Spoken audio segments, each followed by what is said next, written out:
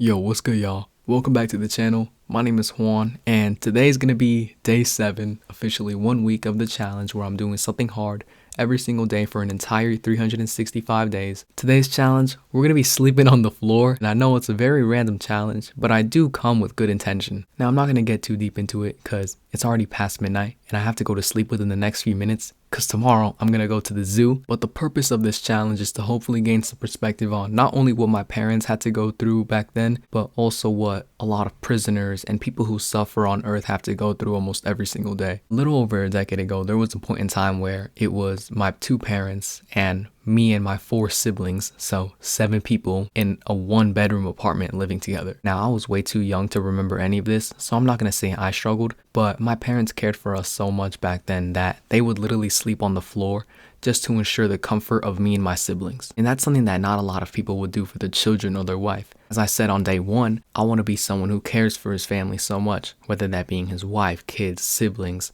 mother, father, etc. I want to love and care for those people so much in my life that I'll do anything to ensure their comfort, even if it means sacrificing mine. I also want to put myself in the shoes of, people that are unfortunately homeless and have to literally sleep on concrete. Or back then, prisoners of war in concentration camps, as some of you guys know. There's photos of people back then in concentration camps, military barracks, where they're literally smudged together on a single wooden platform, and there'll be like 3 dudes sleeping in the same bed because of how harsh the conditions were. So I kind of want to get an idea of that, and just to humble myself a little bit, because it's actually a blessing to have a bed as nice and comfortable as me. Matter of fact, it's a blessing enough to have a bed in general. So I want to put myself in the shoes of someone who's less unfortunate than me, humble myself, and to remind myself of how grateful I should be for the blessings that God has given me. But yeah, it's already about to be 1 in the morning.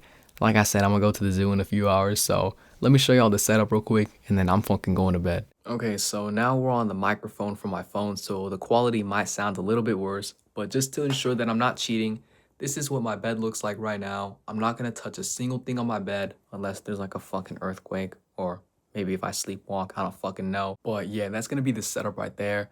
I am cheating just a little bit, but in my defense, I'm going to be walking all day tomorrow, and I'm driving to the zoo as well, which is over an hour away. So I at least want to have a comfortable bag so that I'm not breaking down in the middle of San Diego. But yeah, bro, I literally just have a single blanket as, I guess, my bed sheet and then my pillow, but it's still going to be uncomfortable one way or another compared to what the hell I have right here. But yeah, man, I'll see y'all in the morning. I'll record as soon as I wake up. But yeah. Okay, yo. So just for proof that I didn't move anything, well, there's a little bit of shit on my bed because I was just getting ready. I did sleep on the floor. The stuff is still right there. I am in a little bit of a rush because I'm literally about to dip. So while I'm reflecting on it, I'm going to show you guys some clips from my Ray-Bans of me at the zoo while I'm talking over it, just to keep you guys entertained of some sort. But let's go talk about it now. Okay, yo. So I'm really fucking sore right now. I'm ready to go to bed. So I'm about to give y'all a voiceover just because I still got to keep up with the challenge. This morning, I basically woke up with a fuck ton of pain in my shoulders, my traps, and my back. And well, that's kind of the result that you should expect from sleeping all night on the floor. The discomfort was not that bad. It was tolerable, but it definitely wasn't avoidable. And while it was unpleasant, as I said, I did this intentionally because I wanted to interrupt the routine of comfort that I've grown accustomed to ever since I was a kid. And throughout this experience, even though it was only for 1 day, it revealed the importance of intentionally placing oneself in humbling situations as a means of restoring perspective and cultivating gratitude for what is often taken for granted. The world we live in now is structured around minimizing discomfort while maximizing convenience. Comfort is treated not as a privilege, but as an expectation nowadays, whether that be having a bed, climate control, personal space, or privacy. These things are so normalized that their absence feels like an injustice, rather than a reminder of their value and how quickly they can just disappear before us. By choosing to sleep on the floor, I temporarily remove myself from this baseline of comfort, and I experience firsthand how quickly the body reacts when those expectations are not met. The resulting soreness, it wasn't extreme, but it was tolerable, like I said, but it was enough to demand awareness, and that awareness was exactly what modern comfort often hides. And obviously I did this, number 1, because of my parents. During my childhood, there were times where they chose to sleep on the floor so that my siblings and I could experience the comfort of sleeping on a bed. And obviously, as a kid, I wasn't really aware enough to grasp their sacrifice. However, by placing myself in a similar physical condition, did I begin to somewhat grasp the quiet selflessness of their actions.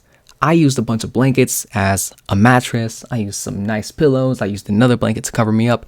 These guys didn't even have blankets. They literally had to use their arms as pillows, so I can only imagine what they went through. And it was through this experience that what once seemed insignificant back then revealed itself as an enduring expression of love, one that required personal discomfort without the expectation of being recognized or being rewarded. And beyond personal reflection, the experience also invited broader consideration for the people who suffer discomfort every single day. There are individuals such as homeless people who sleep on concrete sidewalks, crowded prison floors, or wooden planks in barracks and camps, not for reflection or growth, but because there's no other way. And while my experience does not even come close to comparing to these realities, it does gesture towards an important truth.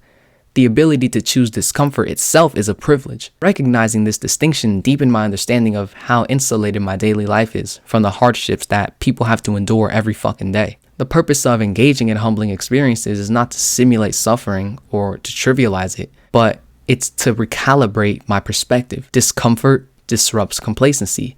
It forces the individual to slow down, reflect, and recognize how easily gratitude fades when comfort becomes habitual. And without such interruptions, it's easy to lose awareness of the sacrifices made by previous generations, by loved ones, and by the individuals that go unseen, whose hardships make modern conveniences possible. In a world that often equates success with ease, choosing discomfort can indeed seem counterintuitive. Yet discomfort plays a critical role in moral and personal development. It encourages empathy by reminding individuals, such as myself, that comfort is not universal. It fosters humility by revealing how dependent we really are on circumstances that are well beyond our control. And most importantly, it restores gratitude by transforming those overlooked privileges back into meaningful gifts that we never even deserved in the first place. The soreness that I felt this morning and throughout walking the zoo was temporary, but the reflection it provoked was lasting. It reminded me that gratitude is not sustained by comfort alone, it is sustained by awareness. And I talk about more of this in another video that I posted called What Exactly is Gratitude, if you want to check that out. But by periodically stepping outside of ease and convenience, individuals can reconnect with the sacrifices that once shaped their lives and the realities that shape the lives of others. And in doing so, discomfort becomes not solely something to avoid, but something capable of teaching one of life's most essential lessons: appreciation for what we already have before us. I appreciate y'all watching the video. God bless y'all. I'll see y'all tomorrow.